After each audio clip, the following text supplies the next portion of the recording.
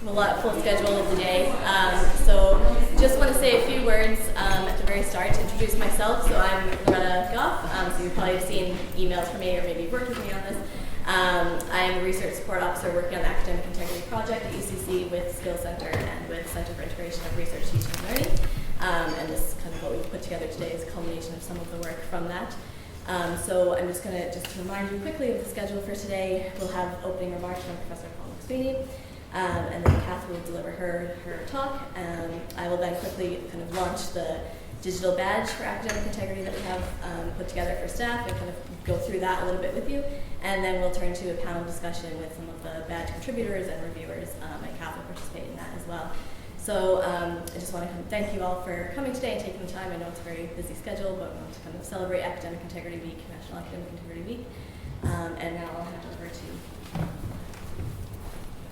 Great. Thank you, Loretta, and thanks to everyone. It's great to see such a turnout today because I think the whole issue of academic integrity is certainly, I think, growing, shall we say, on a national front as well. I know QQI in Dublin, it is one of their major themes at the moment, and I think something that I think, to maintain the integrity of our degree programs, we're going to have a look at fairly seriously over the next little while. Just and particularly to guard the reputation of the university. And integrity, I think, is something that we all hold very dear in this university, both in research and in teaching side of things as well. And it's wonderful to see the great work that's been done on the Academic Integrity Project in UCC over the last while, led by Loretta. Thank you very much for all of that. But I think we do need to take things to the next level. Two things I've mentioned there. I think, first of all, it's not just plagiarism. In many ways, plagiarism is yesterday's problem, and I think, unfortunately, I see Grace there, the turn it in some ways is kind of lulled us into a false sense of security that any problems will be caught for that. But I think the things that are really coming on the agenda internationally now are essay mills, and they are nasty, dangerous things, putting it politely. If you look at some of the international things that have come through, I mean, you hear some horror stories of essay mills. And one, they're huge businesses. These are not little mom and pop things. They coax students in. They will have bots that will trawl their social media. So, try it if you like. Put into your Twitter feed just randomly, oh, I have an essay due next week, I'm panicking, what do I do? And you will be inundated with offers of help. Some of them are almost blended, that the front end of them can be some good, quite helpful advice on, kind of how you format an essay, kind of supportive things like that, and then they suck them in gently. They guarantee plagiarism-free essays, gluten-free bread, I always think, but we always put such emphasis on avoiding plagiarism for that. So if it's plagiarism-free, it must be good, mustn't it, I've heard of essay mills specifically targeting students on the spectrum. It's awful if you think of it, or other vulnerable students. You hear stories of essay mills selling on information to people who basically blackmail graduates well into their career when they've totally and utterly forgotten about that essay that they bought in second comm, and they're now wearing a suit 10 years later for KPMG. These sorts of stories are coming out, and I think it's something we need to have a look at. Now, at the moment, the approach in UCC, I suppose, I've often likened it to the good cop and the bad cop approach.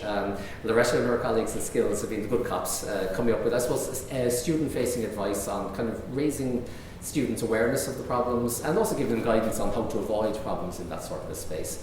What we hope in the next round of CIRTL funding is to maybe to also look at the harder ones, the bad cop, shall we say, the regulation side of things, because our plagiarism policy is not too bad, but the problem is around records keeping. How do we know? You have a student who could be got caught for plagiarizing an essay in one subject, could be doing it in another subject, and there's no record of that kept. I think we do need a good record system for the university, and maybe an appropriate graded system of penalties as well. And not to be too hard on students, maybe on the first offence in particular. They're young people, often make mistakes, but make sure that they would do that. And part of that as well, we've been talking to the Skills Centre, developing I suppose, I hate to use the term, a kind of penitential course for students that might be a restorative justice, I think is probably a nicer term for it. But basically, that students that are caught for academic integrity issues might be obliged to take this course as a form of effectively penance for their misdeeds. So I'm delighted here that it's going to be a great session this morning, and it's my great pleasure to welcome you here, and we'll have a very exciting morning ahead of you. But I'd like also to welcome in particular the woman just to my right here, Professor Cath Ellis, who's Associate Dean of Education from the University of New South Wales in Sydney. And Loretta will give a full introduction at the moment, but I suppose all I really need to say is that Cath was one of the early researchers on contract cheating in Australia, and as you know, they also had got their fingers burnt, unfortunately, there a number of years ago, and her published work has been very highly cited on this. And she spoke yesterday, I think, at the QQI Connects conference in Dublin. And so, welcome to Cath. Just, I suppose, two last things. I mean, QQI, as I said, this is one of their priority areas at the moment. I was at a session in Dublin, I would say about June, and I ended up just waiting for a taxi with Paul O'Doherty, the registrar in Galway, and Anya Nihey, the registrar out in MTU.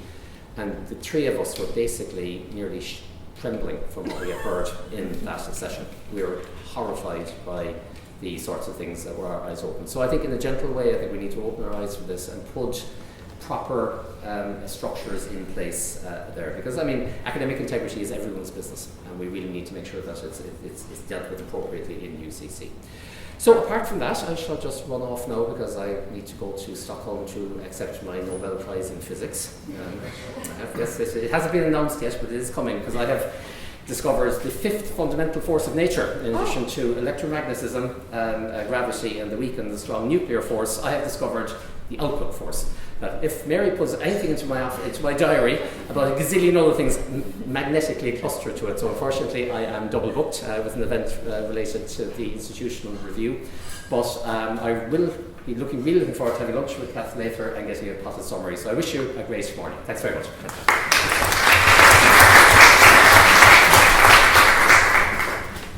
Thanks very much, Paul. So now I have the pleasure of introducing Cath. So Cath Ellis is a professor in the School of Arts and Media at the Faculty of Arts, Design and Architecture at UNSW Sydney. She researches and advocates for improving the detection of contract cheating in higher education. And in 2019, the Times Higher Education named her as one of their People of the Year for her work in this area. She's a National Teaching Fellow and a Principal Fellow of the Higher Education Academy. So just to say as well, so Cath will give her presentation. We'll have time for maybe a couple of questions after that before we move on to the launch, but then she will be participating in the panel as well, so we'll have a larger discussion maybe at the end of the session with everyone. So thanks again, and I'll welcome Cath up.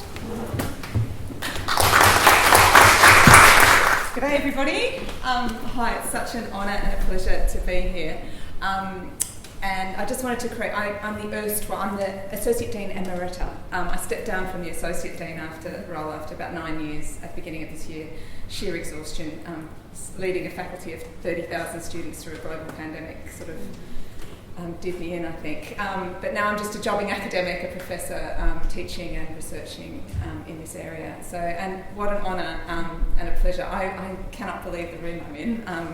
My campus has got more of a sort of brutalist concrete vibe than this one. So it's such an honour and a pleasure to be here. I rang my dad this morning and he told me that my grandfather's grandmother came from County Cork. So it's just, I was honoured to be welcomed home this morning by some colleagues. So it's everyone's raving about Cork, and now I can see why. What a beautiful campus, what a beautiful city. Okay, that's the fun stuff over. Now to the bad stuff.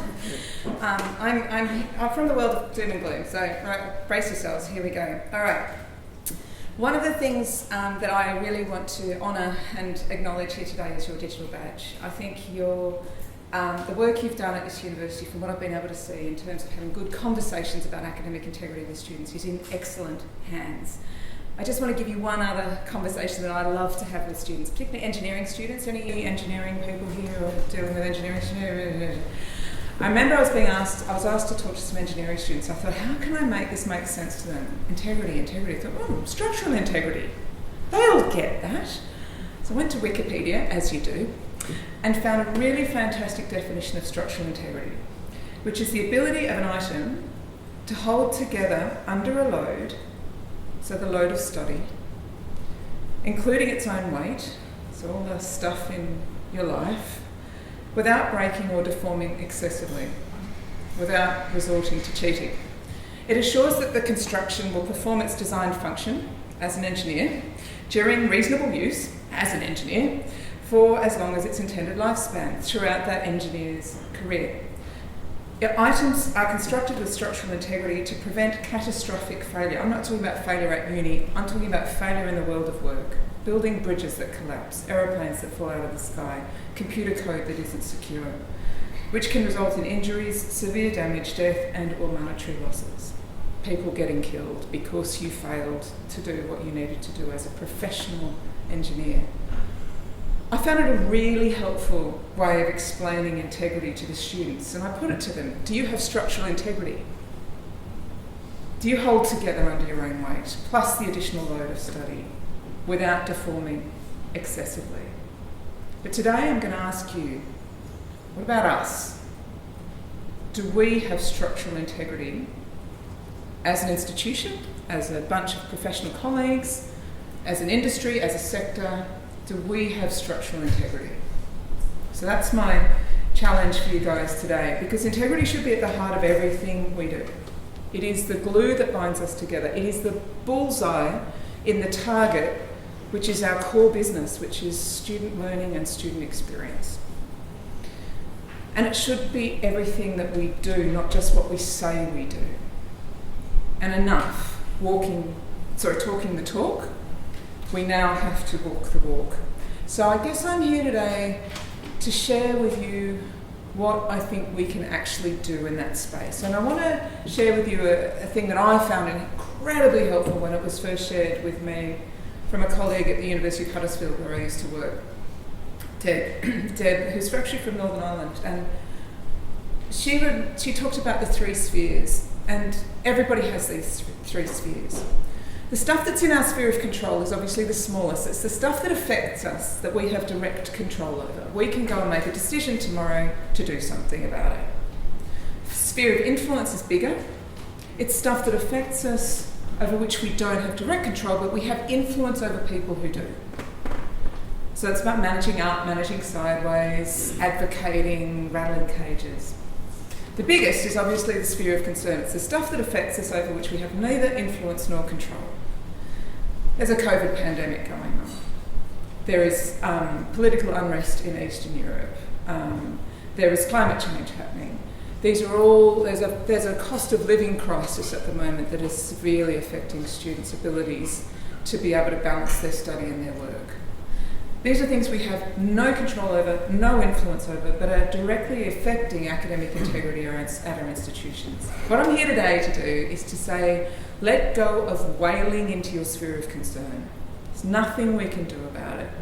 Instead, concentrate your energies into your sphere of influence and particularly your sphere of control. Everybody's spheres are bigger and smaller than each other. Paul's is bigger than probably anybody else's in the room. So everybody has different spheres. But one of the things I want to recognise is this is a wicked problem. Just like climate change, just like gender-related violence, just like zoonotic diseases turning into pandemics. But that doesn't mean we don't do anything about it. And there's been too much of a discourse in the last few years of people saying, oh, it's all too big, I can't possibly do anything about the cheating issues that we've got going on. Well, you can, and you should. And today I'm here to help you think through what that might be. So this is where it all started for us.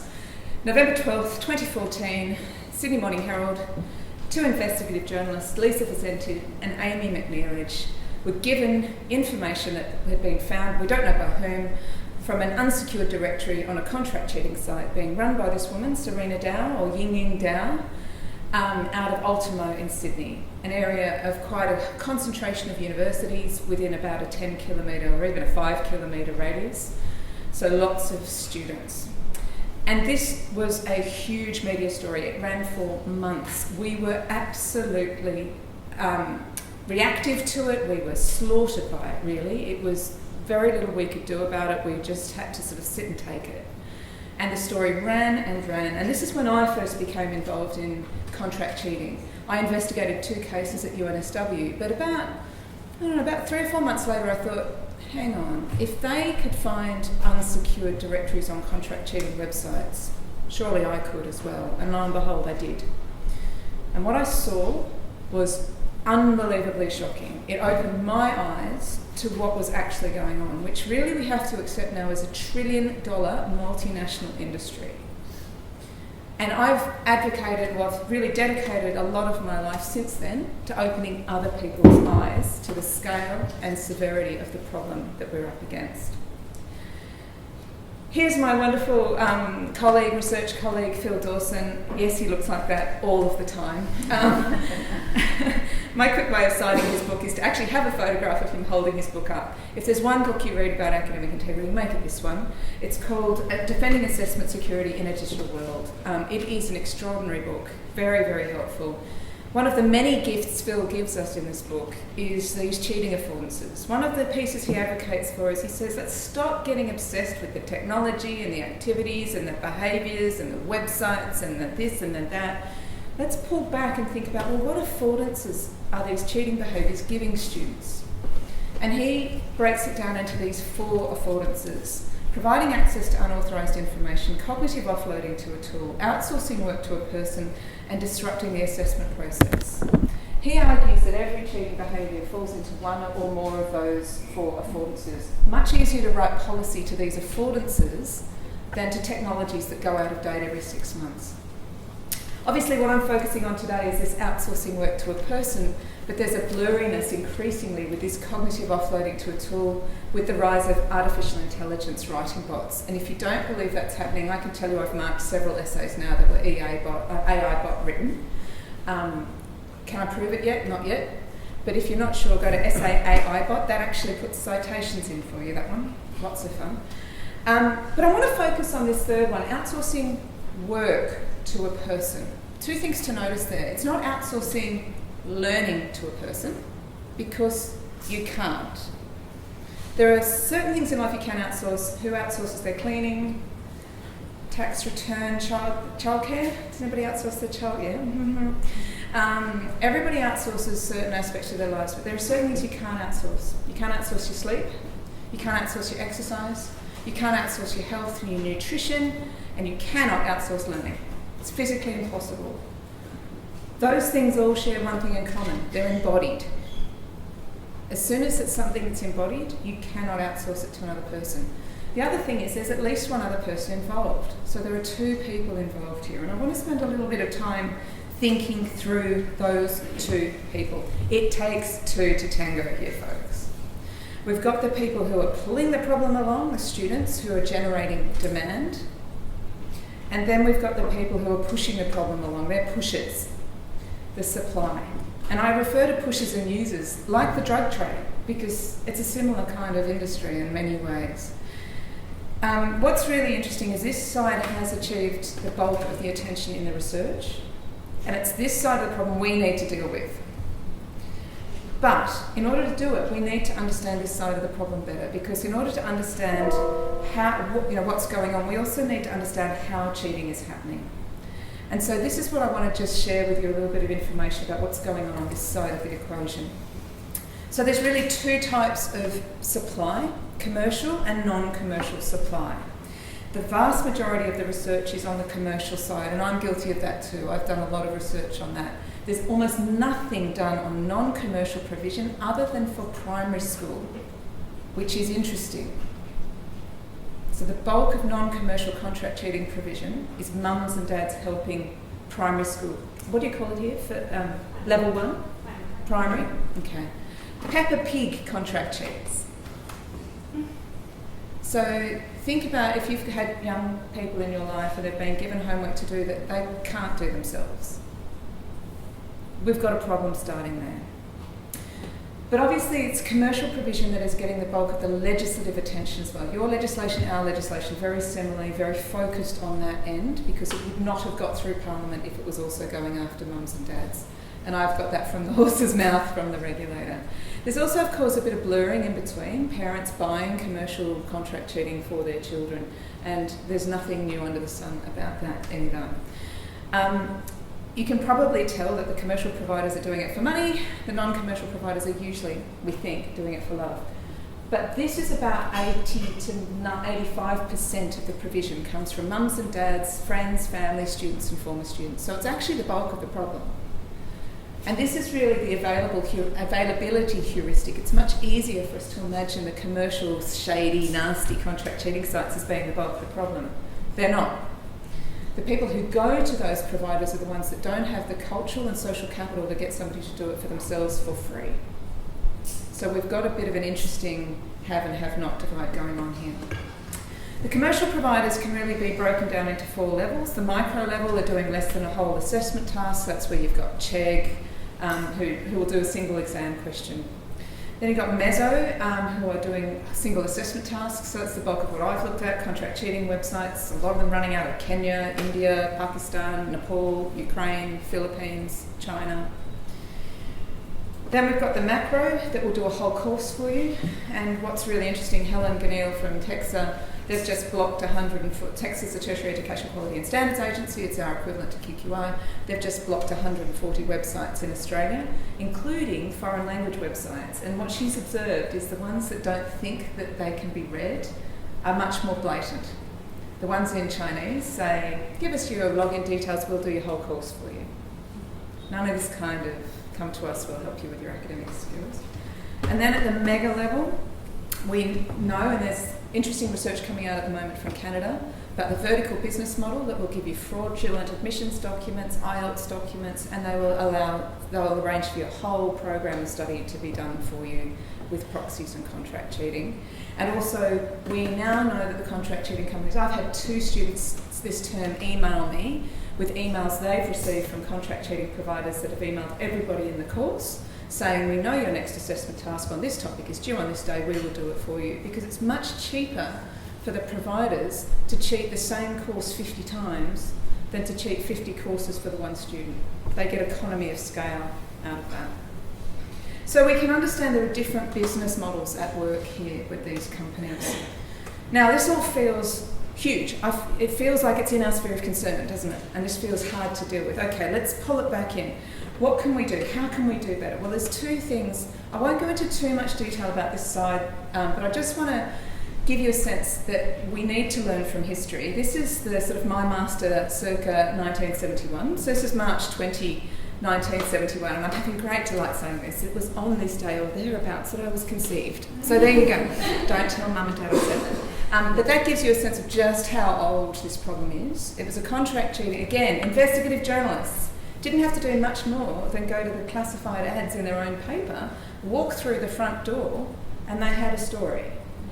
Yes, it was exactly the same as what's going on now. Students sharing essays like a note sharing site, as well as bespoke essays being written. It was all about the technology though, wasn't it? What technology? Well, Xerox machines, fax machines, what's phone numbers machines.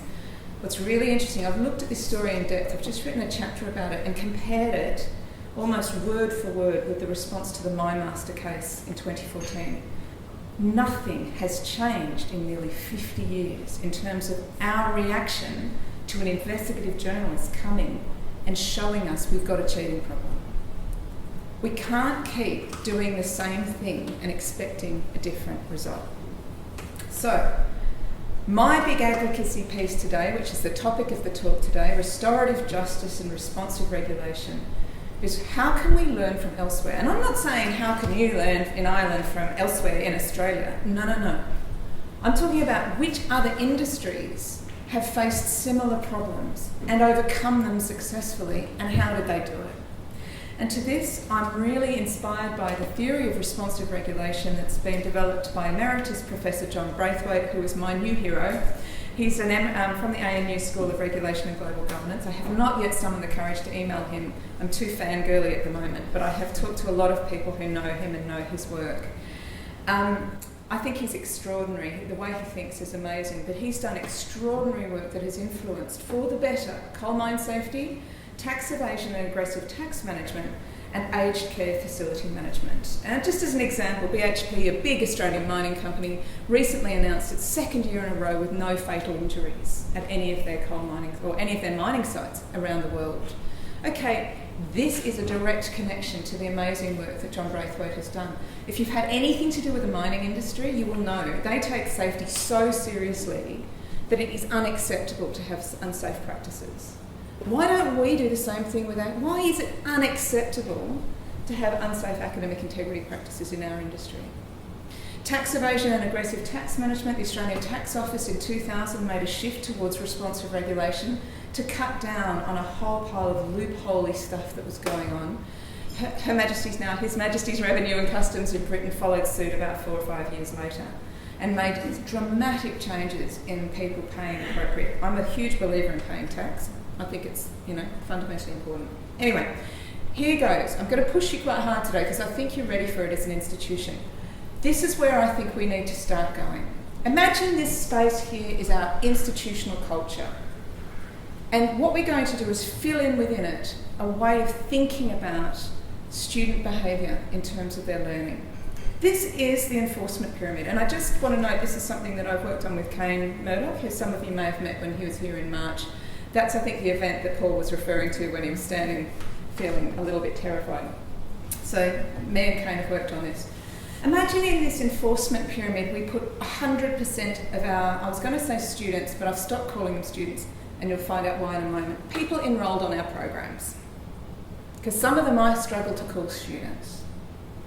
What we do is we map their attitude to learning with integrity across a spectrum from the most willing and able champions at the bottom who would never cheat in a million years and who proudly stand there on International Day of Action Against Contract Cheating, waving the whiteboard saying, come and learn with integrity. We love them, don't we? We want all of our students to be down there. But as we go up the spectrum, we get the compliant who are able to learn with integrity, and they're okay to do it. They're happy to do that. Then we've got the careless and confused. They want to learn with integrity, but they're not yet able to do so all the time. So we've still got willingness at this point, but not always ability. This is where we cross the threshold into unwillingness. They're able to learn with integrity, but not always willing to do so. And then at the very tip of the pyramid, unable and unwilling to learn with integrity. And I call that criminal. And I mean it when I say criminal. These are people who are involved in crime, fraud, people trafficking, money laundering, tax evasion, all sorts of drug running, all sorts of stuff is happening at the pointy end of the pyramid. And if you don't think it's happening, you are kidding yourselves. So, obviously, the students down the bottom, low risk. We love them. They're wonderful. Students at the top, incredibly high risk to your reputation, as well as to the professional safety, the public safety of the world into which they're being graduated. So responsive regulation is pretty simple. It's tit for tat. You match your response to the attitude. At the bottom, you recognise and reward. Yoo-hoo! Integrity prizes, t-shirts, umbrellas, pens, all of that kind of stuff. It's wonderful stuff. The next layer up, you increase awareness, make it easy, you engage them. Again, umbrellas, but also come to a workshop, come and do this, watch this video, or come and do this extra learning with us. This is Loretta's wonderful world. Next layer up, enable and educate them, help them. Oh, I can see you're having trouble with your referencing. Yeah, this is new to you, you might not have learned it in your background. Loretta and her team are running a wonderful workshop next week, come along, all will be well. This is a fantastic, and I think you're doing really well here at UCC on this space. But up here, this is where it gets less pleasant. This is where we're talking about deterring by detection and starting to enforce our policies and procedures. And at the top of the pyramid, we've got the full force of the strongest penalties available. Obviously, I can see some of you taking photographs. There's a lot yet to come, so just hold on. And of course, you can keep these slides. The cost at the bottom, very, very low. I mean, umbrellas, pens, workshops, badges, websites, it's pretty low cost stuff, and it's great. It's really effective for these people down the bottom. Up the top, this is where you're in tribunals, you're getting it's litigious, you've got lawyers, you've got fee waivers, all sorts of nasty stuff happening at the top there. So we've got limited regulatory resource. We need to use it wisely. So what you do is you infill the pyramid with your strategic actions of how you're going to address the student attitude. From the bottom, supporting, to advising, to monitoring, to directing, to compelling. Of course, all the stuff down the bottom here is also available for the students at the top, but the students at the bottom don't need the stuff that's at the top. So, what do we do here? We're trying to create the downward pressure to pull as many students into the bottom of the pyramid as we can get. What you want is a very long, tall, skinny pyramid that then is nice and wide at the base.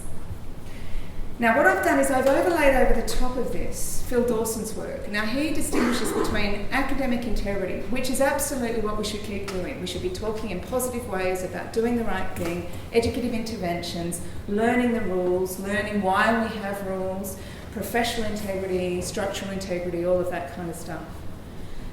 But he's introduced a new way of thinking about this, which is assessment security. And I'm advocating that, we talk about teaching and learning and assessment and feedback. We now need to start talking about integrity and security when we talk about academic work. This is the nasty end. It's the nasty other side to the coin. And while, with all due respect to Paul, I completely agree with him. Academic integrity is everybody's responsibility. But while ever it's everybody's responsibility, it's nobody's responsibility. And it's all too easy for somebody to think, oh, somebody else can do that nasty stuff at the top. I don't like that bit at the top. And it's not much fun. I don't enjoy it much either. But the problem is, we're missing this piece here largely. The deter by detection piece, the underreporting that's going on across institutions around the world, means we don't get access to that tip of the pyramid. And while ever we don't have the tip of the pyramid there, we don't have the downward pressure. And we've got pyramids that are bulging at the top because there's a lot of upward pressure. There's financial pressure, there's caring responsibility, there's extra work, there's time, there's mental health, there's family expectations, there's COVID comes along, then there's online learning that I don't like very much, and then Chegg is there, and then Course Hero is there, and then all my friends are doing it, and this is how you get by, and they're not getting caught. And what's happening is the top of our pyramid is bulging when it should be nice and skinny and fat down the bottom. So this is what I'm advocating for at the moment. There you go, that's probably the finished pyramid if anybody wants to grab a photo of it. Kane and I are really advocating for this a lot at the moment. Phil Dawson's really behind this as well. This is what we need to start thinking about. And this is where I think Paul is hinting this morning that the next piece of work for you, and Catherine, we chatted about this already, because you're Catherine, yes. Everybody's Catherine, I've discovered. Which is good, it's fine. You now need to start thinking about, okay, how do we manage this piece at the top of the pyramid? All right, I'm going to keep going. Because I want to everybody's got a sticky note in front of them. So I just want everybody to grab a pen and 2 sticky notes each. And we're going to do a little quick activity now. Now, those of you who've got a tripod behind you, this is going to involve a little bit of getting up and just moving. So we might protect the camera equipment from almost certain destruction. All right. This is a survey that we did back before the pandemic of about 1,100 academic staff, and we asked them a lot of questions, but these 2 questions in particular, and I want you to answer privately. Trust me, I will keep this private. Nobody will know what your answer is.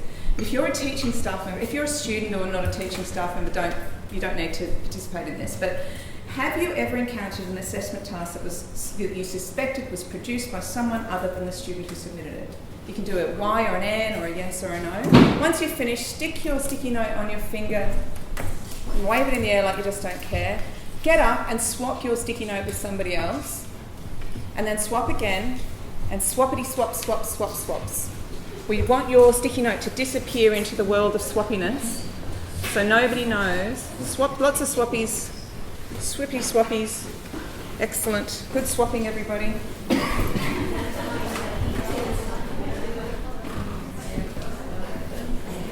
Okay, I think that's all right, let's stop the swapping.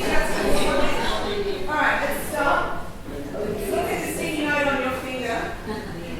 Who's got a yes? Wave in the air like this right there. Any no's? A few. Okay. Interesting. All right. Get ready. We're going to do another one in a sec, so don't get too comfortable. When we did this survey of 1,100 staff, we got about 2/3 saying yes, 1/3 saying no. Okay, now, next sticky note question. If you wrote no on the first sticky note, all you need to do on this one is write NA, not applicable. If you wrote yes, did you report it to an academic decision maker? Yes or no? All right, again, wave it in the air like you just don't care. Do the swippity swap, swappity swip swap. You must be a student, right? Very entertained though. Interesting, huh? Again, what was the actual answer that we got from the survey? It's about a third. So roughly a third of people aren't noticing it, because trust me, it's happening. A third of people are noticing it and not reporting it, and a third of people are noticing it and reporting it. Why is this not happening? Why is reporting not happening? It's impossible to prove was by far and away the dominant answer. Again, Stephen, you're probably not surprised. But there's also didn't know how to pursue it, too time consuming, staff not supported by senior managers to pursue it, don't trust my institution's policies and procedures, they were both quite big as well. Smaller ones were felt uncomfortable confronting the student, worried about impact on student evaluation of teaching, and can I just tell you, the term I've just had, I got hammered, worst results I've ever had from students, because you know what, I picked up quite a lot of them cheating. I don't know if that's what it was, maybe I was a crap teacher, who knows, but didn't want to be seen as a troublemaker, concerned it would affect my employment. Okay, so what we should be able to see here are a lot of perverse incentives not to report. Trust me, there are very few incentives to report. You can't count on your promotion application, you don't get workload points for it. It's Sunday afternoon when you're doing it, and I did 14 cases or so in term 2. The shortest one took me 2 hours, the longest one took me 10 hours. This is real, folks. But reporting cheating, I won't go into all the details. It is possible to prove. In fact, it's easy. If you know how, in fact, it's boring. I listen to podcasts or watch telly while I'm doing it because it's so easy, it's dull. It's quick and easy, at least for the academics. I'm a faculty student integrity advisor, that's why it takes me so long to do them. But I've built a way at my institution where it's really quick and easy for the academics to refer to me. And it's in everybody's interest, including, Stephen, the students, that we do it and we do it well. Because letting a student go on, engaging in cheating behaviours, and then catching it later down the track is not a good place for that student to find themselves. There are 2 types of evidence. There is the objective forensic evidence and the subjective subject matter evidence. And one of the things that we've really figured out well at UNSW is to leave the objective forensic evidence. This is big data, it's stuff to do with authorship reports from Turnitin. I don't think you've got authorship here yet, have you? Do you use Turnitin? Yeah. Okay. Authorship's a new tool that I'm really proud to say I helped Turnitin develop. That is, it doesn't detect contract cheating, it just cuts down the work incredibly to make it much, much quicker and easier to do it. But that should just be in a few highly skilled pairs of hands. It's not the sort of tool you want to unleash on your academic staff. It's just too hard to interpret. That's why you need a separate workforce. This is the hashtag, make it someone's job, to have them actually do that work. But they work in partnership with the subject matter experts. That's your academic staff member. So this is what subject matter experts, this is way into your sphere of control. We're right into your sphere of control now as a teacher. The 3 commandments of subject matter expertise. If I just take a step back here, there are lots of cases we now run that just have the objective evidence.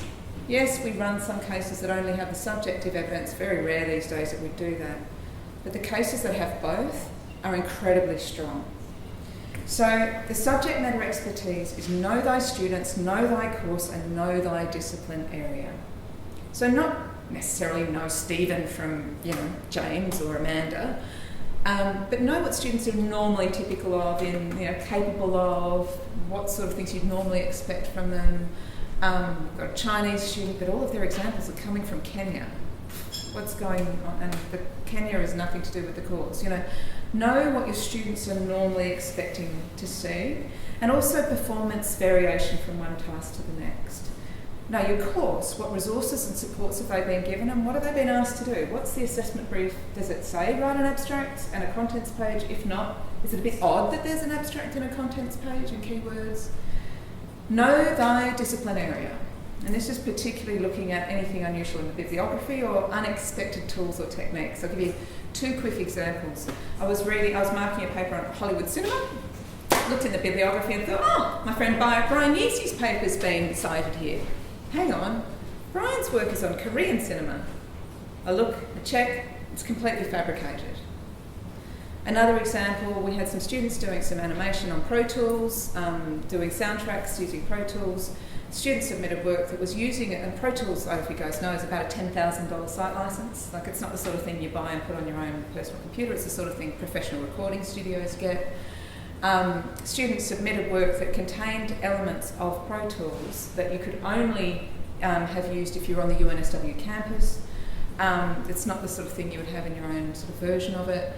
And that version of software belonged to a recording studio in Melbourne.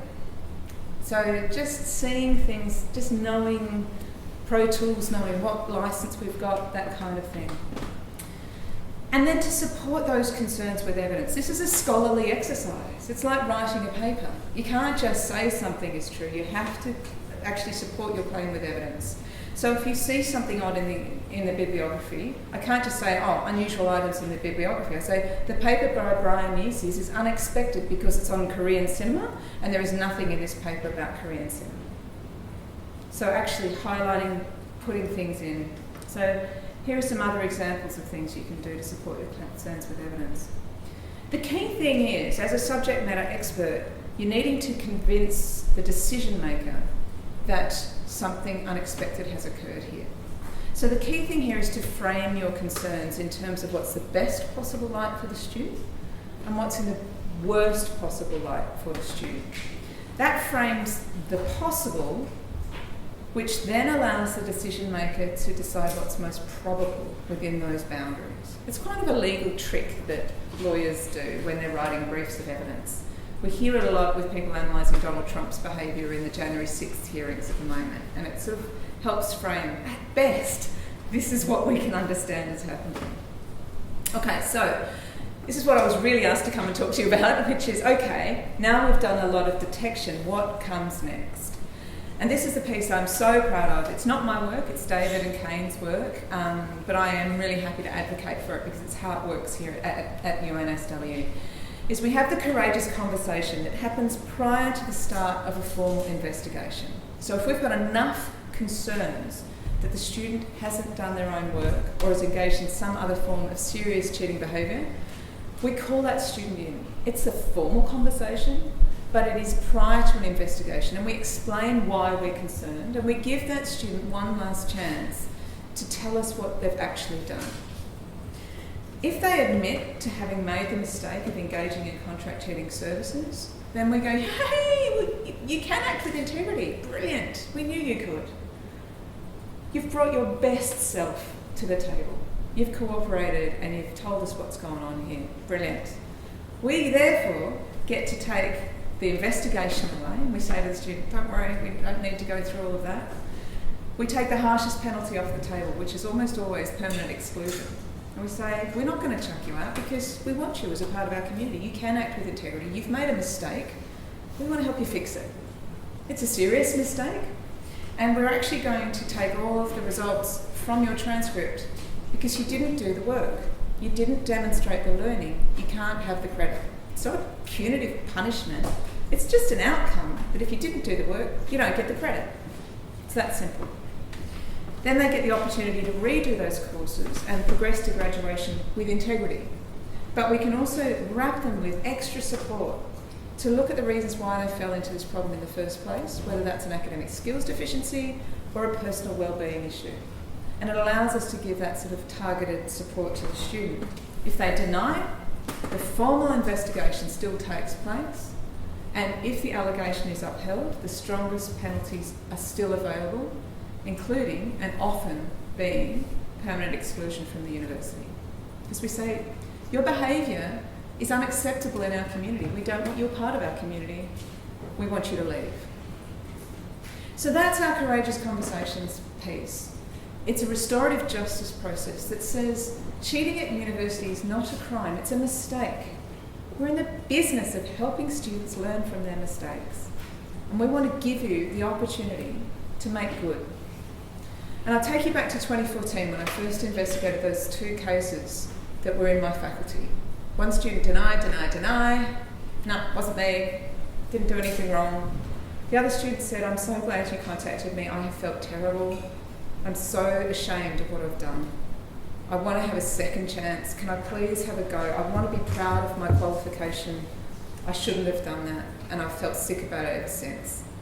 Back then, we just permanently excluded students. I still feel bad about that. But that sense of shame, of guilt, of distress, that never goes away. And to be able to say, it's okay, it's a mistake, it's a serious mistake. We're not happy about it, but it's okay, let's fix it. So here are the key benefits of our courageous conversation. Disclosure often yields lots of useful information because disclosure means disclosure. You know, show us the receipts, show us the website you use, show us the transactions, and we can often get information there that allows us to detect other instances as well. Reduces the cost to the institution. Remember the regulatory costs that I showed you on the pyramid? Reduces the stress to the students. These investigations are seriously awful experiences for students. So the trauma and the distress is really real. It improves our turnaround times because it just is really quick at that point. Decisions made, off we go. And it allows us this targeted educational and welfare intervention for our students. This is kind of how it flows, and Catherine, this is sort of what we were talking about this morning, is that it's this kind of passing the student hand to hand along a caring but rigorous process. We do the suspicion and reporting, the academic integrity unit, which is a separate unit staffed by about 10 people. Again, hashtag make it someone's job. They do the investigation and the decision making, then they pass the student back to us if they admit to it, to be in our caring hands, to do the remedial interventions to support them through their learning to graduation.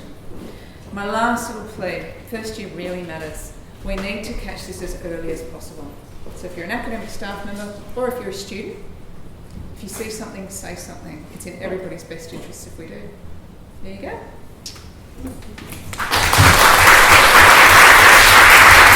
We have time for maybe a couple of quick questions. If there are a few, and then we'll move on and have more discussion at the end. Thank you. That was brilliant. Many questions, but my immediate one, because it's something that is very high on my mind right now, is have you looked at all into the importance of relationship building into all of this? I'm thinking along all the lines of the relationship with the faculty member or teaching staff member in terms of even seeing unexpected variation where it requires knowing the students' typical patterns, and for the people in the integrity unit to have those skills that are very sophisticated, I would say, in terms of preparation for facilitating those really, really difficult conversations, and how does the research on relationship rich education play a role? Yeah, it's a great question. I have to say there probably isn't much research done on it yet, and I'll be the first to admit I don't think we're great on that yet. I think the conduct and integrity unit, who are the central unit, who do the bulk of the courageous conversation work, they're outstanding. They're amazing. I've been in a few courageous conversations. It's rigorous but compassionate. It's a serious conversation. This isn't, let's sit down for a cup of tea, kind of, and a Vicky. This is a serious conversation. It's an intense conversation. They last about 2 to 3 hours. Obviously, they can bring an advocate. We always have 2 people there. We take notes, all of that sort of stuff. But I think that relationship piece about that, the 3 cycles there that you can see, we still haven't quite, there's more work for us to do there. We've been doing courageous conversations for a couple of years now, but my big advocacy piece inside my own institution now is to do exactly what you've talked about. So we're on a journey just like you are. We're just in a slightly different place. Yeah. So I'm not pretending we've got it all solved here. We haven't. But that bit's really important, and I don't think we're doing a great job yet. Thank you, Cath. Thanks for that. That was a really good presentation, really important as well. And I like the idea of the courageous conversation and giving students that opportunity. And I just wondered, would you just say a few words about the importance of the students knowing that that is an option, that is what can happen? Because I think if they don't go into that conversation aware that there is that option to be courageous, to fess up and for us to support them, there's a defensive sort of response that is very, very likely to happen and be just destructive, really. So it would be great for us to be aware that this conversation is possible, but if the students aren't also fully aware. Yeah, and I'd be interested to hear your response to it, Stephen, as well. I mean, again, I think it's something I don't think many students know about it until it hits them. And it does hit them. I'm not pretending this is sort of a cushy way out. It's not nearly as traumatic as a full-blown investigation, but it's still a really, I've been there, the tissue box is working hard, and I've seen students come in and just tough the whole thing out and deny. I've seen that, but I've seen students fall apart. I don't know if we should promote it better to students. It's on our website. You can Google it right now and have a look at it. The other thing I'm really proud to report, I don't get too emotional because I burst into tears at my desk the other day about this. Our Deputy Vice Chancellor, Programs and Assurance, in his infinite wisdom, I'm so proud of him, chose to release our 2021 Annual Conduct and Complaints Report. It's a thing of beauty. It talks about the courageous conversations. It's got all the numbers, it's got all of the turnaround times and improvements. But that report is a very courageous step for a university to take, to say, here's our cheating problem and here's our detection efforts. I was emotional about it because I've been trying to get the university to do that for years. We've been releasing these reports, but they've been only internal. Under investigative journalism pressure, again, this is what's worrying me. We're being held to account by journalists who are doing gotcha journalism, and I think you guys were gotcha last week, weren't you? It wasn't a great day for higher education in Ireland last week when you had that gotcha journalism. Why are we letting journalists hold ourselves to account? We should be holding ourselves to account. We should be able to report our information proudly, dispassionately. The story's gone once we do that.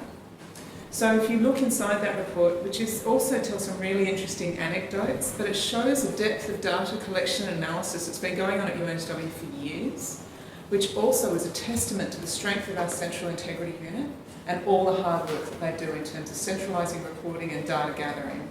But you'll see some really interesting information there about courageous conversations. We call them courageous conversations, but it takes courage to say you've done the wrong thing. But I don't know if this is part of your question, but 84% of students who are given the opportunity to admit. 84%. Or thereabouts. Which I think is an extraordinary number. I might just do one more for now, and then we can have more later. My name is Irene. That was a great talk, Cath. I suppose my role is in research integrity in the research office, and I'm really interested in the interface between academic and research integrity. I would TikTok from Loretto, and this is first time meeting Loretto in person. So I suppose as in research integrity, the institution we really kind of focused on research staff and postgraduate research students. Conscious that there's probably kind of a grey area gap in terms of supporting undergraduates and taught masters who are carrying out research as part of their programme. And in terms of contract cheating, you mentioned there that there were different levels of contract cheating. Is there any sense of how students are targeted in relation to research programmes? Like, just off the top of my head, basically fabricating data for students and coming up with a whole research methodology and, in an extreme case. Is there any sense of that? We don't have time. Oh my God. I could talk for about another hour about all of what you've just said. So much here. Oh, completely. Two quick things. A couple of quick things. I'm in lots of conversations with some of the leading RI investigators, people like Elizabeth Bick, Jennifer Byrne, amazing colleagues in that area. But one of the things, I've attended 2 WCRI conferences now, and I'm there as the sort of token educational integrity person, learning very much from the research integrity world. But the first conference I went to, I'd been immediately preceded by an educational integrity conference. So I went to an educational integrity conference in Czechia and then a research integrity conference literally the next week in Amsterdam. Something really struck me. All we talked about in Brno in Czechia was HAS, Humanities and Social Sciences. It was all about writing, it was all about citing, it was all about referencing, it was all starting to talk about contract cheating, as SA was. In Amsterdam, the word research was a euphemism for science. In fact, it was a synonym for biomedical science. All we talked about was biomedical science. There was one paper on anything other than that, more or less. We've got a problem here. we're not talking about STEM, well we are now, but educational integrity in STEM, science, technology, engineering and mathematics, medicine, whatever you want the M to stand for. We're starting to get there. People like Nick Milne, Catherine Seaton are starting to work in that world, but it's lagging way behind. And meanwhile, Czech is just storming through the middle of it. So we need to do more work to think about how do we educate our science, technology, engineering, mathematics undergraduates to become researchers with integrity. But why are we not looking at the humanities and social sciences in research integrity? It's not somehow new to it. Second piece, Jennifer Byrne and Elizabeth Bick found the same essay or paper mill using two different methodologies, and they kind of came across the same, it's the famous tadpole essay mill. Jennifer Byrne, and they have slightly different agreement on this essay mill. If you're not familiar with Retraction Watch, it is absolutely the train wreck blog to keep on top of. But one of the things, I'm talking to Jennifer Byrne a lot because she's at UCID, so we're just, we catch up a lot. Some of the techniques they use, we can use. Some of the techniques we use, they can use. And there are all sorts of things that we're vulnerable in different ways, but there are certain detection techniques that we can both use. But the point you make is a powerful one. We need to be thinking about this holistically. We've got this kind of weird checkerboard thing going on, where we're not really following through, we're not talking to each other, we're not working together, we're not covering the whole chessboard. So, I could keep going on and on about this, but it's all academic integrity. And you notice I just switched into educational integrity and research integrity. You notice I just switched tone there, or discourse, whatever. And that's because I think the whole thing is academic integrity. But the piece I work on is how do we teach students how to be to do scholarship with integrity, and then the research integrity is how do we hold ourselves to account to our own standards. But I could keep going on and on and on. But final piece of the puzzle, so probably the most horrific cases I've seen, and I'm just flicking through my mind as to whether it was actually an Irish institution and whether it was even Cork, I can't remember, but certainly a Masters by Research student who had sent de-identified oncology data to a contract cheating company to write up the master's thesis. Breast cancer. And the research ethics issues there. And this company was not securing that data. It was publicly available to the whole world to download if they knew how to find it. That's one of the worst cases I've ever seen. I was able to piece that case together in terms of identify the student, I identified the supervisor, I could see when the master's was conferred. I checked recently and that's disappeared from that university's website, so I think that university got onto it and detected it, which is great, brilliant. Yeah.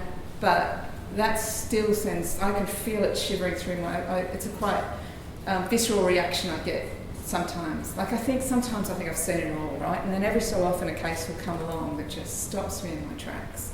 And to see the names of those breast cancer sufferers in that spreadsheet on a website in Kenya that was unsecured was horrific. Yeah.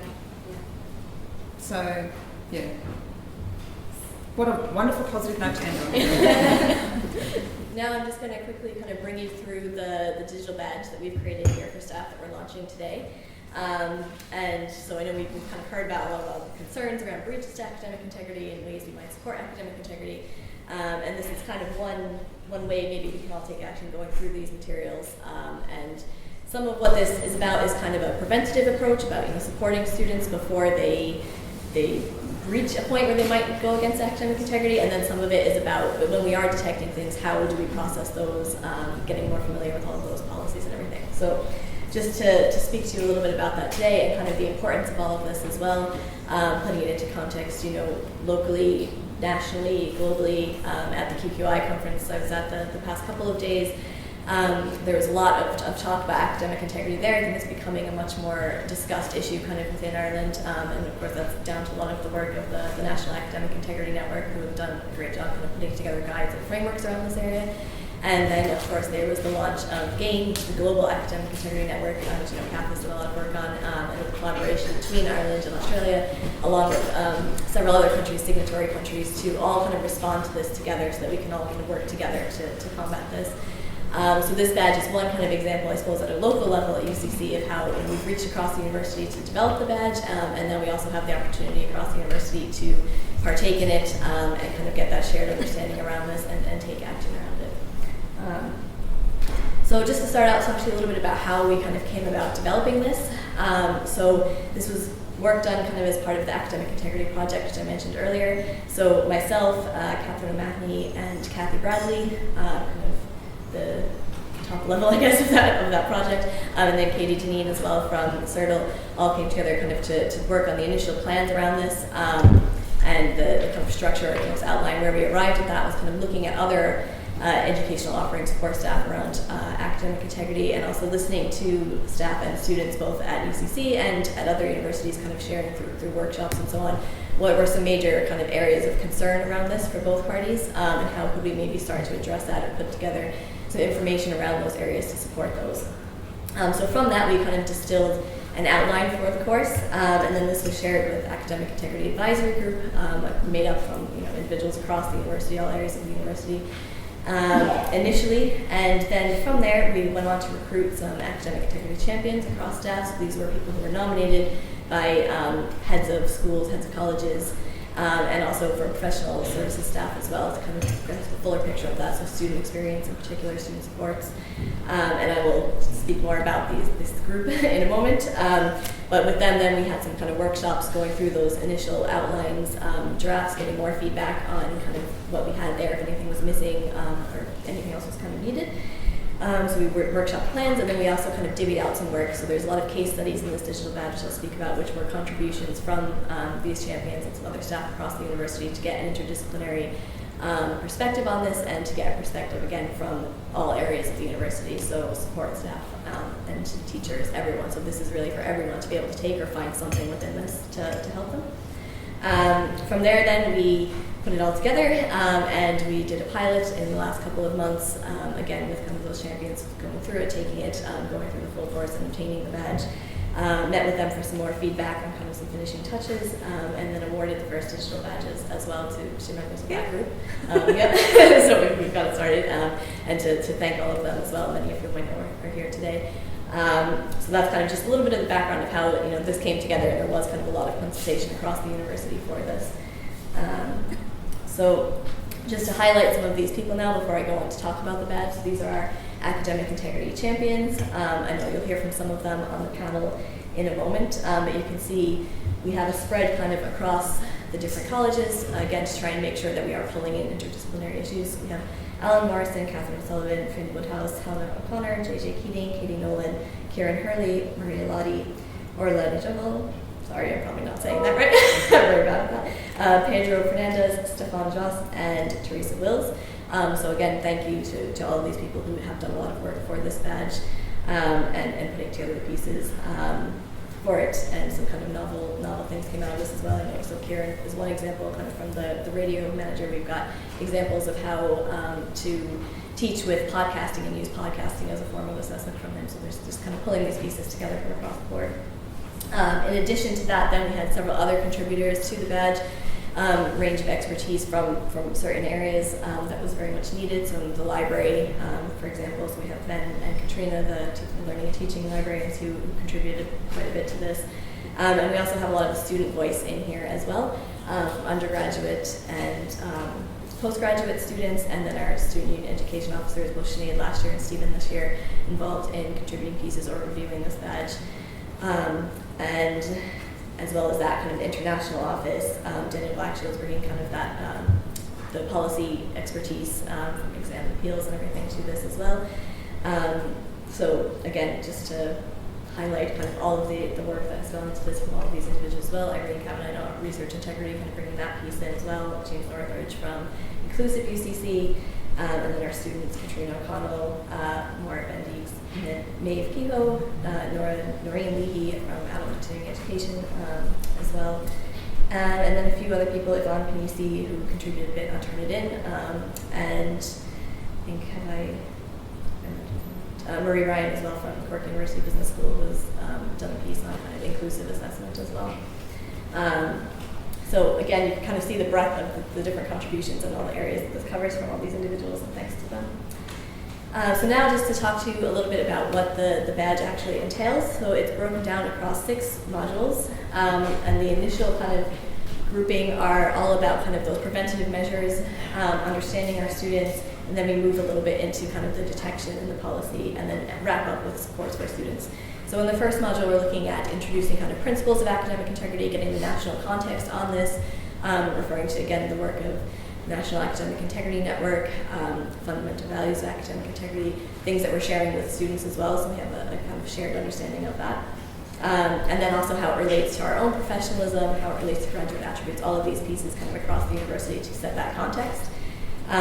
The second module then is mapping for success, the student journey. So this brings you through kind of the full journey. We've broken it into starting well, keeping on track, and crossing the finish line.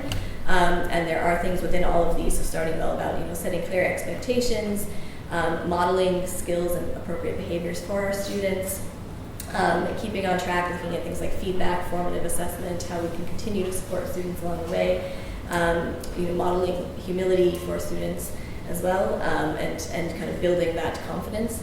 And then crossing the finish line, looking at various forms of assessment, how we can use this to support academic integrity, looking at the importance of rubrics and rubric design. So there's quite a big, there's a lot now. So what we have within these are kind of case studies around all of these areas. So it will give you, information on all of these and how we can relate. And I think an important thing across all of this is that academic integrity is something that needs to be part of the entire journey. So it's something that's scaffolded across. It's not something that's brought up once or twice at the start of the year, but there are places to build this into the curriculum throughout the whole year, and this kind of supports that, and just kind of helps us to kind of think about where we can do more maybe on this. The third module, then, perspectives of understanding, is where we're kind of bringing in student voices, we're bringing in international perspectives, inclusive UCC, mature student office, adult continuing education, to get perspectives of, our learners are very diverse, and what their perspectives are on academic integrity, how we can support these different areas, and be aware of different concerns for these groups, and how to best support them. So just to kind of get that broader picture of where academic integrity can apply across this. Fourth one then is using plagiarism detection software as an educational tool. So this section kind of goes into where you can turn it in, various ways of how we can look at using this, that it's not just a stick, but that we can actually use it to help with our learning as well, and to understand the score of this and the settings of this to make sure that that is all kind of used appropriately, and that we're sharing this with students as well, so that it's not something for them to be afraid of, that it's catching them out, and that we know kind of how to process these scores and digest these scores as well, and use those as feedback tools for students, things like that. That's all kind of contained in that section. Then we come to our policies, procedures, and kind of suspected plagiarism, or probably should say misconduct cases, and how do we go about processing these. So this brings you through, Daniel actually some great work on this section, bringing you through exactly kind of what the policies are that are in place, how these processes work. There's a decision tree in there, you can kind of map it out for yourself as well, just to build more kind of confidence around using those. And then finally, incorporating UCC student resources. So this is kind of that support section for our students and looking at how we can use these. So we have kind of toolkits in there. So the library and the Skills Center contributed a lot to this section, just to showcase kind of what resources are available and how different ways that we can use these to support our students. And you'll also see in front of you a little pamphlet, so that's kind of just some kind of tips to foster academic integrity. On the back of those, there's a QR code that brings you to the Skills Center resources and website there as well. So that's kind of an overview of what's covered. Then looking at the content itself, it's a mixture of, we have some animated videos, we have kind of interview style videos, recordings, and recorded presentations within these case studies.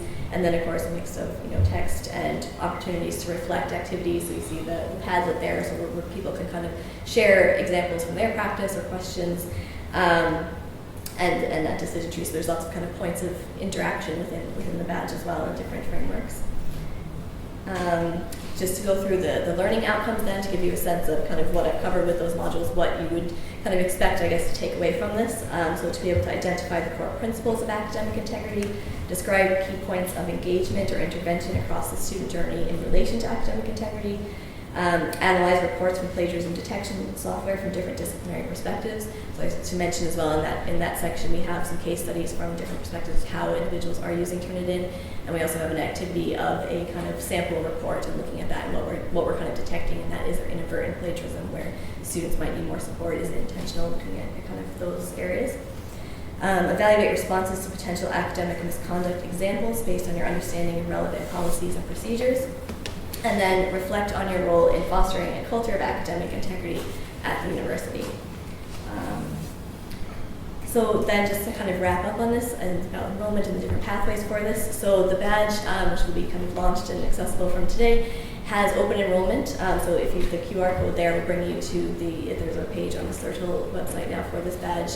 You can enroll at any point, self-enroll in it. We'll be sending out an email about this as well with links for that. And we have also left it open so that the modules are open. There's not a necessarily progression path that you have to complete one module to get to the next one, so that people can kind of duck in and out of areas that might be kind of very relevant to them at a particular point.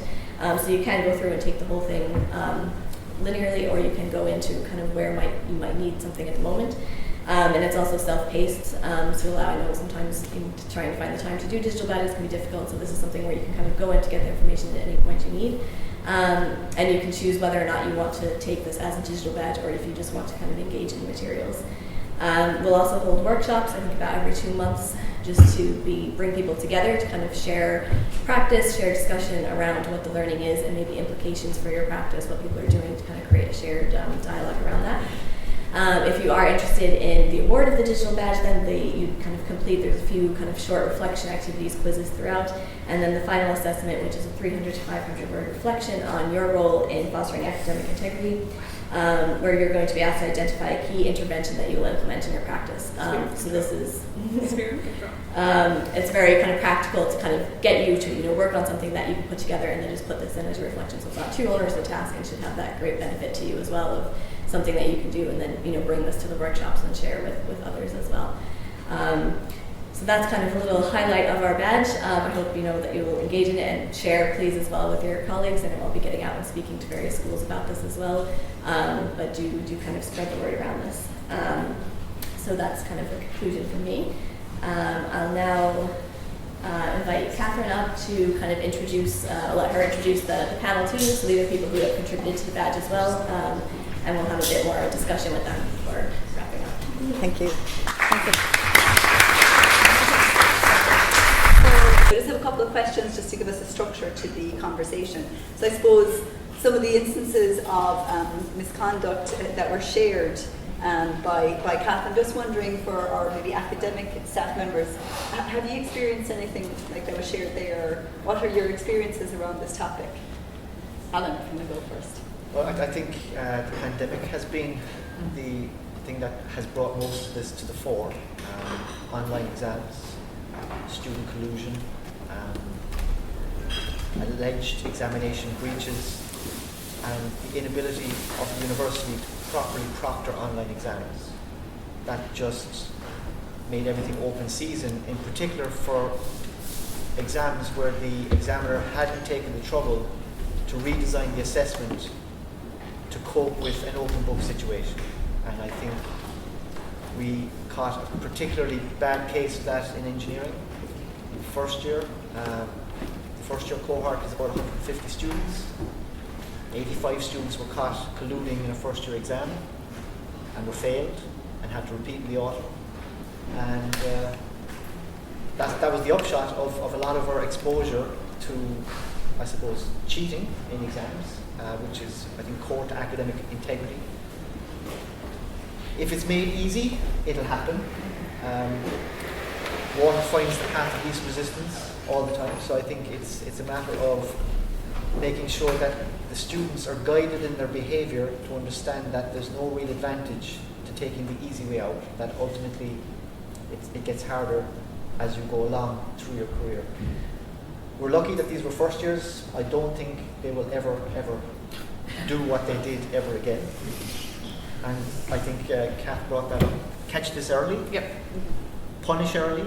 Make the punishment appropriately harsh, but not too harsh. And understand that it's about guiding student behaviour rather than trying to just catch people out and throw them out. We're here to educate students and to develop them as good human beings. We don't want them to go away with a bad taste in their mouth because they were put in a vulnerable position and acted without integrity, made a mistake, and that follows them for the rest of their lives. Thank you, Alan. Catherine, would you like to share some reflections from your experience? I'd say, to my knowledge, we haven't had. I mean, we probably have had contract cheating, but it's something that I haven't been looking for. I wasn't even aware of it until this was being discussed in the university. The kind of issues that I've had much more experience on would be cheating, plagiarizing during essays. Often it would be the laziest form of cheating, where, for instance, students would just copy and paste from handouts or copy and paste from articles that I had written, which I don't know why they didn't think that I wouldn't recognize my own words. But I think that maybe gets to the point of how rushed, last minute, some of these decisions to cheat are. That this is not, some criminal masterminds, who are trying to beat the system. There's often, and the meetings that follow often reveal the extent of the hardship that students are often going through at the time they make this choice, this really, spur of the moment choice to cheat, hoping that they get away with it, but not even taking the time, because they don't have the time, to maximise their chance of getting away with it. Thank you. Daniel? Very similar to Alan. So I look after, under the delegated authority of the head of the department, who suspected breaches of exam regulations and plagiarism for economics. Again, I preface everything like Cath had said about it's what examiners tell us first. And if the examiners don't tell us they think there's an issue, so we're not fools to think that there aren't more than what we actually come across. But certainly with the online examinations, what we've noticed is that shift away from what we would think is suspected plagiarism to more collusion and the contract cheating. And last academic year was probably the longest. We had really, Cath called them courageous conversations, I call them brutalist conversations. With about one half of a class, and that's because the half of the class that the lecturer told us about, where they all said, no, we got grinds, and I said, but how come the grind ended up with the exact same answer in 25 cases? And of those 25, we have certain, like again, there was a gradation. Some students held their hands up straight away. Others went all the way to the disciplinary procedures. They held out because Billy O'Brien was chairing the disciplinary procedures here, and he had a walk around the garden and he said, why are they doing this? Why don't they just admit it's very obvious? But again, there was part of it was some people didn't understand they did anything wrong. They couldn't understand what was wrong here. And they were the ones we caught, and we got a phone call from the library where library staff were fully convinced that some of the rooms were being used during the exam, where there was a group of people around, and you do question 1, you do question 2, you do question 3, you do question 4. So that was happening. So there has been an increase. The other thing I've noticed when we're talking, I suppose, it links to the research one, and the two most brutalist conversations I've had in the last 2 weeks is with masters or thought masters dissertations. One which I think was the one done from love, when a jilted girlfriend told us that she had done the boyfriend's dissertation, and that became very messy. And then the other one, which was about an hour and a half conversation with a student that we fully convinced. We did all those questions about what her knowledge was, and she had no knowledge. And it got to the stage where she said that, I asked her when did she finish the dissertation. She said in January. And I said, well, how come you had a conversation in April with your advisor? And the advisor was concerned that you didn't have any ideas for your dissertation. And she said, oh, well, I didn't want to tell her I already had it done, because I didn't want her to give me any corrections, then I'd have to change it. And you're kind of, and I tried, and I wanted to get her to admit, I bought this. And she hasn't. In fact, she went on the offensive. And even though there's only 9 minutes editing time on her Word document, it's in English Indian, Right, that was the language preference, and I asked her to explain that, and she couldn't. She pretended she didn't know what India was at one stage. It just got incredible, and that's going to go all the way up. So yeah, it has been. We've moved away from what we might call the relatively simple way of catching copy and paste from things and plagiarism to something that's far more pervasive now, I think. Yes. So it's echoing, I suppose, the examples Oh, that Cath shared completely, as yes. well. Stephen, from the perspective of Student Union, you have a different role here. Yeah. I suppose, would you be able to kind of maybe share some of the situations that students are in that are potentially leading them to this misconduct? I know Catherine has touched on a few. Yeah, I mean, I think it's just the amount of pressures, I mentioned the pyramid, the upward pressures on the pyramid in terms of the financial element, accommodation, cost of college. We were talking a few years ago about most students working a part-time job, and now we're talking about most students working 2 part-time jobs, working 25 hours a week trying to get through. It's not even just taking up one shift, it's doing a full-time job on top of your degree. And then you have welfare elements, so COVID, family issues, and I think just even a lot of people experiencing burnout. I think just all of this culminates in consumption of time for students. I think there's often a perception that academic misconduct is just laziness, and I think that kind of needs to be constantly challenged, because if you can't understand the pressures that students are under, there's no way that you can support them to have good academic integrity in the first place. And even for people who understand those pressures in terms of the financial, the welfare, the academic stresses, that there's even, I think, a subconscious element to the going, but you just wanted a quick out, and even like ourselves need to constantly challenge that. Because as I said, if you want to be able to build academic integrity, you need to be able to address those issues in the first place as well. Yeah. Thank you. And then as a corollary, we have a number of faculty here and maybe faculty in the room as well. What are the challenges for faculty to be part of this growing out kind of academic integrity culture, or fostering this culture in the university? Do you have any comments that were challenges that you've experienced or see amongst your own kind of colleagues? Like responding to an incident of misconduct, or some of the things that you shared. Can I jump in? On the pyramid slide, one of the things I need to add is one of those arrows. We talk about risk, low, high. We talk about cost, low, high. The thing I need to add is the affect, the emotion, low, high. I'm wearing the battle scars of a term where I put quite a lot of students through serious academic misconduct. They laid the guilt trip on me. I felt terrible. There were times of real self-doubt on a Sunday afternoon when I read 5 papers in a row that were all contract cheated. Because I know how to look. I know how to spot it now. I just know what it looks like. And I went through the results processing. I bumped into my head of school, and he said, "How are you?" I said, "I've had a lot of academic misconduct matters." He said, "Yeah, I've heard." And I was like, and I said to him, "This is how low I got." I said, "Do you want me to just pass them?" And he took a little bit too long to answer. And it's real. It's really distressing. And the risk of the emotional labour and the vicarious trauma to staff is really significant, because I echo what Stephen's saying. The stories you hear about students and how they got themselves into this situation, some of them are really traumatic, distressing things. Now, I hasten to add, cheating is never the answer. No matter how terrible things are, cheating is never the answer, and we have to accept that students need to have the wherewithal to study with success. Whether that's time, whether it's money, whether it's intellectual ability, English language capability, they have to have the wherewithal. We can't just adjust and adjust and adjust. When a student, for instance, is working 2 full-time jobs and has caring responsibilities, and we have to say at that stage, you haven't got space in your life to study. Or we also have to be prepared to say, you're not well enough to study right now. Go and get well.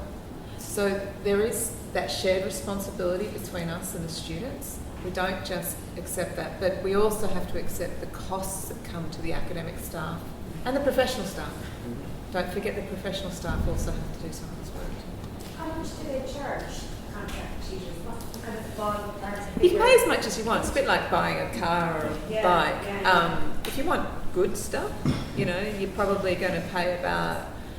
I know it in pound sterling because a lot of the companies operate. I don't know it in euro, I'm afraid, because I guess in US dollars it's probably about I don't know, $150, I guess, to get a whole course done.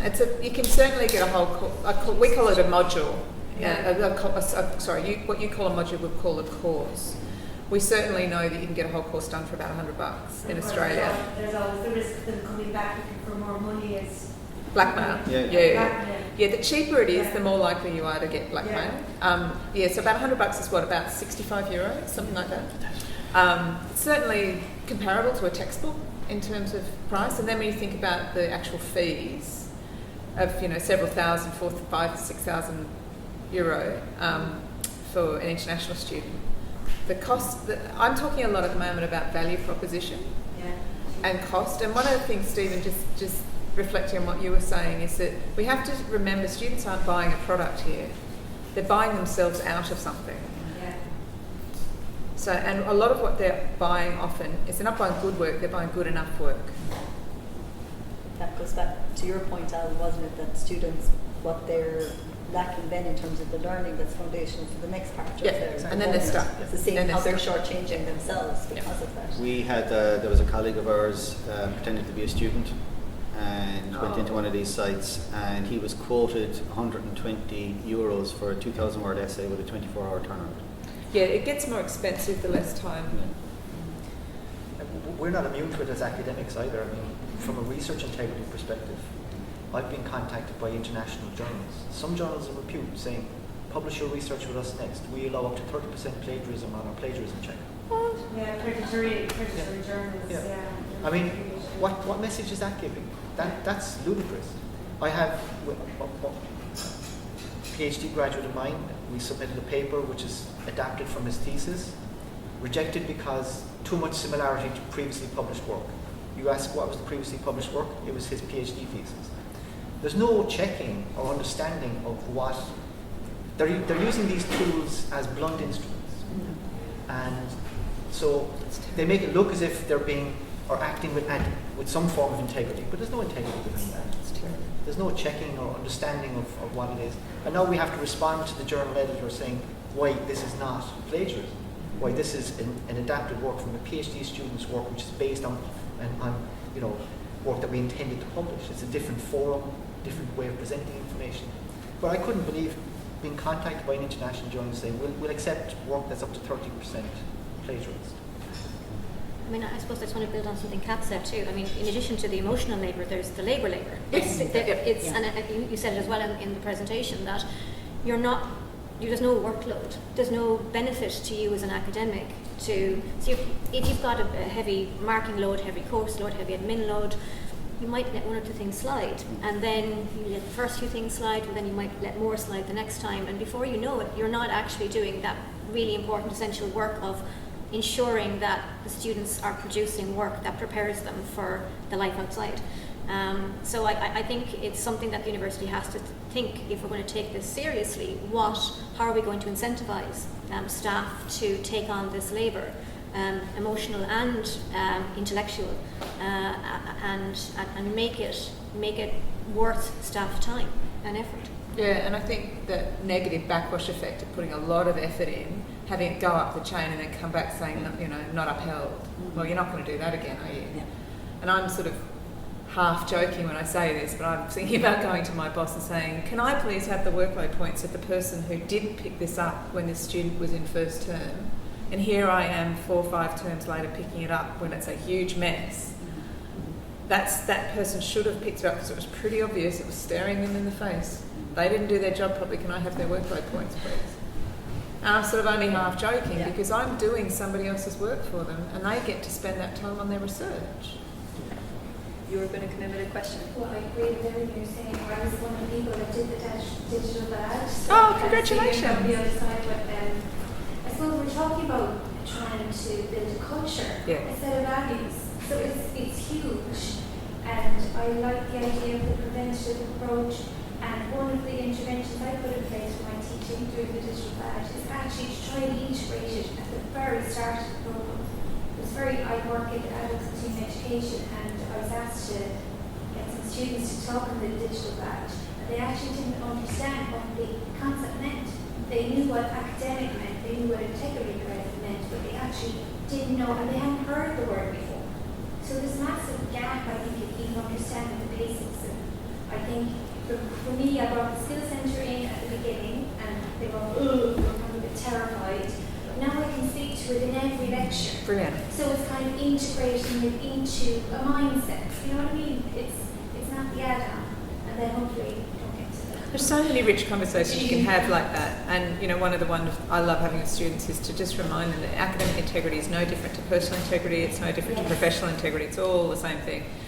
And one of the truisms of life is you can't have your integrity taken from you, you can only give it away. You cannot have your integrity stolen from you or taken from you. It's your choice to give it away, and once you've given it away, really hard to get it back.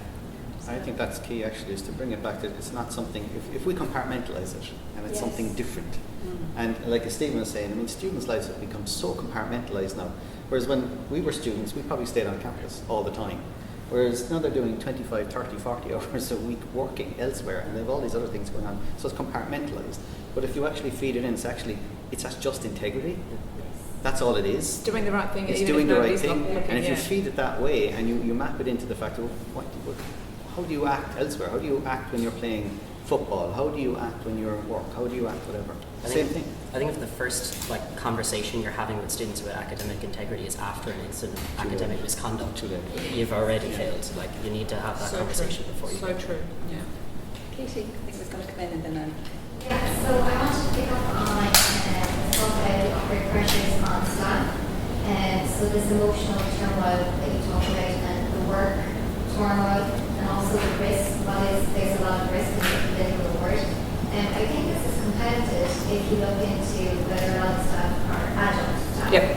And so if you look at a university that's employing 20, 30, 40% of its teaching load to adjuncts, and they're being paid €2,000 for a course, there is literally no reward for bringing this to people's attention, and a huge amount of risk.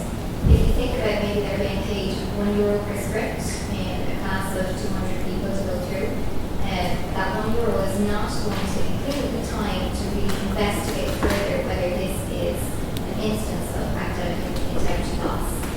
So I wonder, is there any kind of accounting for that systemic vulnerability within universities? And are there courageous conversations to happen at that level about what we're doing for universities to enable loss of integrity? For sure. I've had 2 conversations with sessional staff this year where they've said to me point blank, I don't get paid enough to report academic misconduct. And a lot of the matters that I find when they've got really messy, I would go back in the trail, and the person who swept it under the carpet or chose not to see it was a sessional staff member. Having said that, there's also a lot of sessional staff members who are reporting it up to a full-time equivalent academic who then doesn't do anything with it. So, and what's frustrating me is nothing happens to them. There are no consequences for not reporting, so we have to shift that for sure. But the other part of that is we can't possibly ask sessional staff to do all this stuff. So we need to make it, again, I'm going to do another pyramid, but rather than it being about students, it's about being about staff, because we've got staff on that spectrum as well. I'm down the bottom. I will always report it. I'll doubt, I had a moment of dark doubt, but, that was tough. But we've also got people at the top who just know they're not going to get caught. They're not, for not reporting. There are no consequences for not reporting, and lots of grief if you do, so they just don't do it. So we need to be starting to think about it from a management point of view as well, and to see it as part of our performance, part of our contractual obligations, but also to make it really easy. One of the things I'm doing at the moment is an academic will reach out to me because I'm the FSIA, and they say, I just marked a piece of work, I don't think it was the student. I'm like, cool, that's right, just send me a quick email with the dot points as to, know your student, know your course, know your disciplinary, just give me quick dot points, any evidence you've got, just send it on through. And then they send it through, and I think, yep, sweet, that's great, leave it with me. I write the brief of evidence, send it up the chain, they pull the objective evidence together, they go to the decision maker, 6 weeks later it comes back, upheld, 0-0 fail. The tutor's going, yeah, that was pretty easy. And that sort of good feeling of and I always say, well spotted, great work. You spotted it well. And there's that sense of, this is worth doing. So we have to feed that positive feedback loop as well, because you can only do that if sending it up the chain is actually going to mean it's properly investigated. And if that piece of the puzzle's not there, then you're going to get that negative backwash effect, which, why bother? why bother putting I all that wonder work as well in? if I know, let's say a lot of our postgraduate students who might be doing research might end up taking tutoring hours or correcting assignments, and are they being educated on how to spot academic misconduct as well? So is that missing? There's a big education piece around academic staff, though. I mean, you have academic staff who themselves don't understand what plagiarism is. And you also have the issue where the academic staff member hasn't set out clearly the expectations to the student. And if a student, like for example, I have been on investigation panels where online exam, by nature, open book, and the student has found on a website a solution to a question that has appeared on the exam paper. So the academic has been recycling exam questions, a solution has been found, the student is caught because the solution is incorrect. If the solution was correct, the student would never have been caught. But to my mind, the student did nothing wrong because it was open book, everything's on the table. The assessment was not designed to suit the situation, and for the academic then to pursue a case against the student, I think is wrong. So you have to There are situations where it's not even that the question is available on a website, that it was an old past paper as well. Yeah. It could be the exact same question 3 years ago that you did for study. We had a big case of that this year as well. And actually, so again, as I'm delegated by the head, and when I chatted to the heads, actually we went back to the academic on that.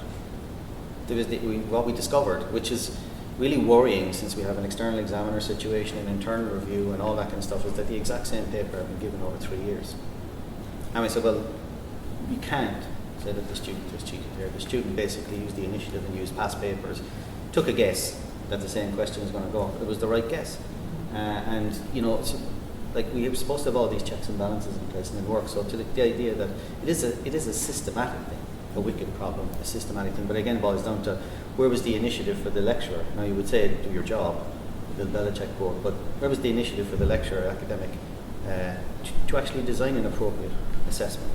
When actually, okay, when it boils down to it, they look across the road and they see the person who's got professorship is because they spend more time on research, not the nuts and bolts of this. I'm going to take one final kind of comment from the floor and then we'll do a round up here. Sorry, the lady in that. So, my name is Stuart Blount. I currently chair the student committee, so I've come across a lot of these sorts of cases. I think that I just want to pick up on a couple of points that you made. The first being that, you know, what's right to do, whether or not someone does that, is highly variable depending on the context in which they find themselves. So there's a huge piece for us academics around how we design our assessment.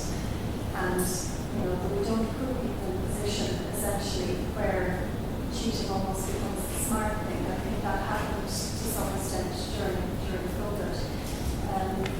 So there is something around assessment design and thinking about those things that can't be outsourced, you know, that actually, you know, where we can be sure that it's the student who we're assessing. But the second thing I just wanted to comment on was our ability as academics and as an institution to investigate these cases properly in a way that will stand up if they do end up going the whole way and where we find ourselves in the High Court. That's a skilled process, and I'm not sure that we currently have the skills to do that really well. So thank you for that comment. You were next. Sorry, I had one. This is something that's already been touched on a lot with other questions, actually. Just wanted to pick up again on the pressures that students are under. Just to say generally, I think the key thing is to have that empathy, with the students, the situations they're in, and that this is speaking as somebody else who contributed to the digital badge. From the library point of view, one piece of the content of the badge that we conceived along the way was creating hypothetical scenarios where students are confronted with certain situations that they themselves might be in. So as to say, if a piece of information is found in this form, what's the appropriate thing to do? For example, if there's no author visible, no details to be given, is it safe even to acknowledge it in your assignment?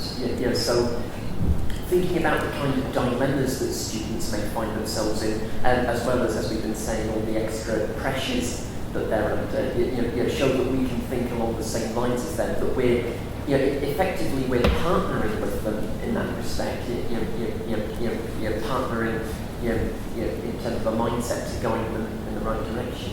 So that partnership approach is one we try to call out in the digital badge, because it's otherwise you're in an adversarial setting. Exactly. And there is a part of this kind of assessment security, which is a lovely phrase for it, but that's starting from that point of,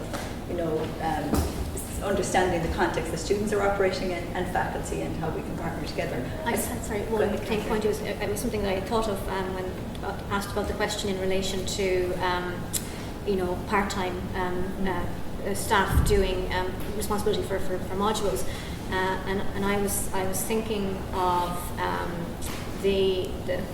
one of the pressures that staff face, particularly when you're precarious employment, is student feedback forms. And it was something that you had said, you were getting hammered in your student feedback forms because you were taking this aspect of your job very, very seriously.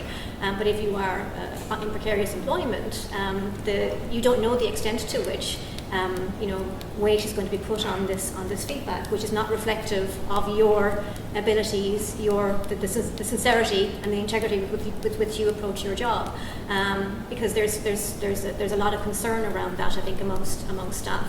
So I think it's about having these open conversations and assuring part-time staff that dots can be connected. If a part-time member of staff is being hammered, but yet that part-time member of staff has also detected high levels of issues going on in that class, well, maybe the feedback isn't reflective of the staff member. That's a very important point. I think that you have to ask yourself as an academic staff member, if you're detecting and not reporting, are you acting with integrity? I mean, you're the professional. You're the one that needs to set the example, and that example starts with doing the hard yards, taking the hard steps and saying, well, this is not right, and the students need to learn a lesson. And really it is about teaching them a lesson, not about punishing them for the sake of punishing them. It's about making it something that they can learn from, grow from, and understand. And if we're not doing that and setting that example, then we're doing a bad job. Yeah, and I'm a full professor now. I don't need my teaching evaluations for promotion anymore. I've made it to the top of the tree. So I can take these risks and I can start breaking the ground that enables me, because I've also been an associate dean and I can speak truth to power in a way that a lot of other people can't. If anybody did come at me for my teaching evaluations, I know how to fight.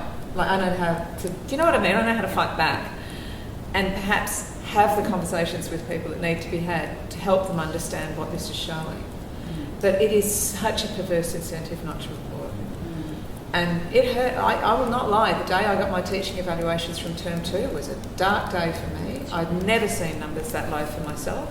I was ashamed, I was embarrassed.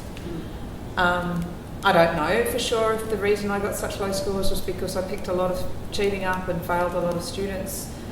But because they didn't tell me, they didn't write any qualitative comments, I can't tell. It still hurt. I take great pride in my teaching.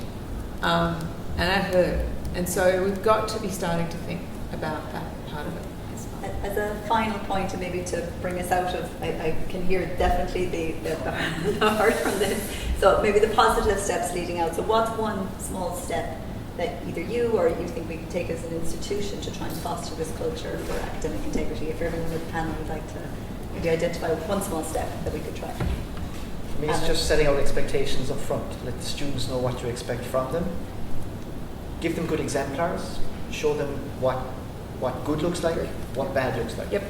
And there's no doubt then in the student's mind. Be aware of the student pressures. I think that's a huge thing. I've been debating this for a long time, that we should be offering part-time degrees to students now, because effectively we have part-time students. And we need to look at that as a university. But we just have to support students if they need extensions. Look at the reasonableness of that extension. What is their personal circumstance? What's the reason for requesting an extension? Can it be reasonably accommodated?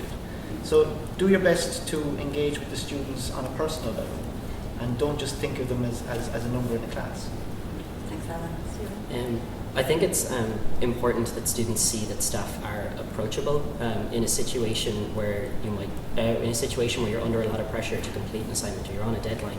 If a student doesn't feel like they can approach their academic staff, or that they can't approach the academic support units within UCC, that's when they're going to start turning to contract cheating services. So it's being approachable, but that means being consistently reaffirming that you're there for that student, or that you have open office hours, that you're talking about academic integrity consistently.